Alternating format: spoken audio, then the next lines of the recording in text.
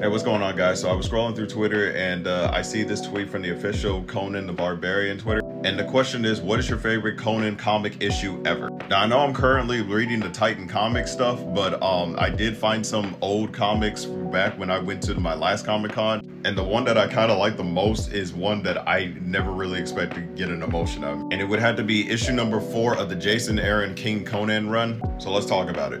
So we see Conan out in the Aquilonian border with his son, and his son said, "I know what you're trying to do, father. You're worried I lived a sheltered life." And says, "You think I need to see the world the way that you see it without my sword and only my survival skills." But his son also shows a little bit of wisdom by saying that banishing him is not the answer, and he just wants to talk this out. But Conan's not hearing that shit. Once the sword is raised against the king, all talking is over. He then says, "I'm not afraid to fight you anymore. Lord knows I had to do it over the years. From the moment where I could first stand when you shoved a sword in my hand." And then we can see all the years that Khan has to literally fight his father over and over again. Each time his father is pushing him, making him pick up the sword and fight again and again and again. And Conan's going on with this. He's saying that this isn't fencing practice and there won't be any servants to heal your wound. And says, out here you can only go as far as your sword and your horse can take you. And tells his son that he has failed to protect them both, and to be better the next day if he survives this, and proceeds to leave his son. And you're probably wondering, why is it that Conan is doing this to his son? It's to make sure that his son is strong enough in order to defend the kingdom if Conan's not around. And looking at this is really messed up, but this is the way that Conan was taught when he was younger. This is the way the Sumerians raised their young ones. But because Conan's son was raised as a prince his whole life, he's afraid that he's probably going to have some weaknesses along the way. But like father, like son, Khan wasn't hearing any of that shit, and says, "A good sword is like a fine horse. The man who treats his with care will outlive the fool who doesn't." He then goes on to say that, "I listened to my father when he taught me that is why I began sleeping with the sword by my side at night." And then he says, "It's why I started working in the stables," and he told the horse to stand, throwing Conan off. So not only does his son know how to protect his sword, but he also proven that he can protect his horse too.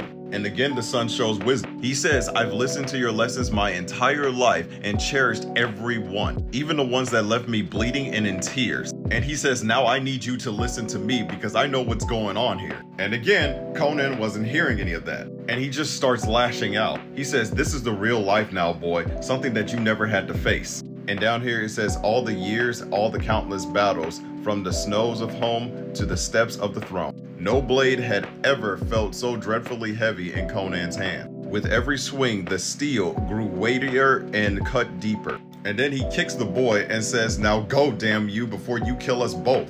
But his son wasn't backing down either. He tells his father that that arrow that he took in the last Zingarian skirmish, that he should have let the healer see to it properly. And to make a point, he punched the wound and Conan grunts in pain. And he says that just like before, he's being stubborn right now. And again, Conan doesn't listen and says, "This is the problem right now. You think a wound makes you weak, because you never had to fight through one to survive. You never had to kill a man while tasting your own blood. There's no part of me that hasn't taken arrows, boy. All I am is scar and bone." And then here he continues, "Because I grew up in Samaria, in the fighting pits of Zamora, the deserts of Tehran, the wild seas of the Black Coast, the woods beyond the Black River, and you grew up in a castle in Aquilonia, a castle you'll never see again." I'm sorry, but I just find this funny how this man went straight for a full punch to his old man's jaw and he just didn't feel a damn thing. And then he tossed his son into a bush full of thorn, and then Conan's like, "Oh shit, I didn't mean to do that shit. Like, oh damn, oh crap." And as he goes to rescue him, Khan cuts his way out. And it was here that Khan got his own badass scene. And he says the hills of Samaria are a gaggle of coddling nursemaids compared to that castle where I came of age. Because there I was forged by a fire the likes of which you've never had to endure.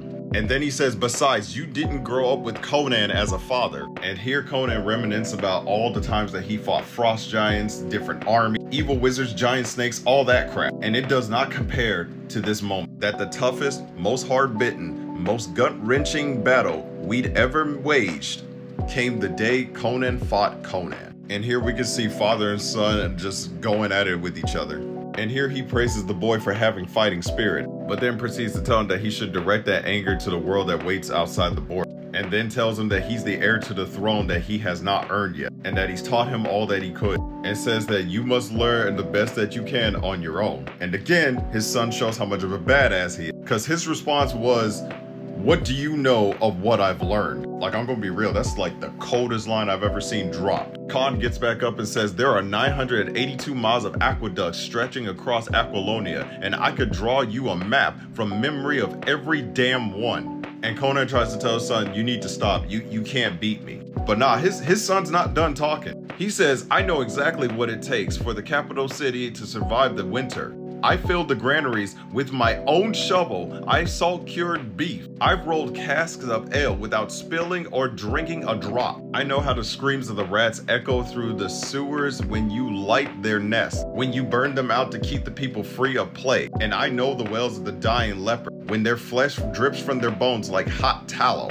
and the look of peace in their eyes when their pain finally ends. At the edge of my sword. There are prisoners in Aquilonian jail that should be pardoned. 9 governors you should never turn your back on. 8 foreign leaders actively plotting invasion. There were 37 Aquilonian soldiers who died in your last campaign. 28 of them had children. And I know exactly how much of all of that you know yourself, how much keeps you up at night, and how much makes you snore during restings. I know when you hate with every fiber of your being what it takes to be a sitting king, like right now. And it goes on, in all the eons to come, the world will never know another man the likes of you, Father. No other soul could have even survived the life you've lived, let alone won themselves a kingdom. And I know you didn't win that throne so you could grow old and die inside of a castle. If you try, you will do what even your greatest enemies never could. You'll destroy all that you are. You're right when you said it's time for me to make my decision. That's exactly what I aim to do, starting now. And the idea of banishment, I'm telling you as someone who knows you better than any soul alive,